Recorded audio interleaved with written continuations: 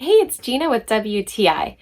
It turns out that I am not unique at all because I'm just one of many, many people who suffer from back issues. If you're someone like that too, then you have probably been told at one point in your life that a heat pad might help with some of those symptoms. I've used heat pads in the past that were so difficult to conform to my body so that I could really get some benefit from it. But when I started using this UTK heating pad, it has been so amazing because it absolutely conforms to my neck and gets into all those little places that I need that heat to be applied to.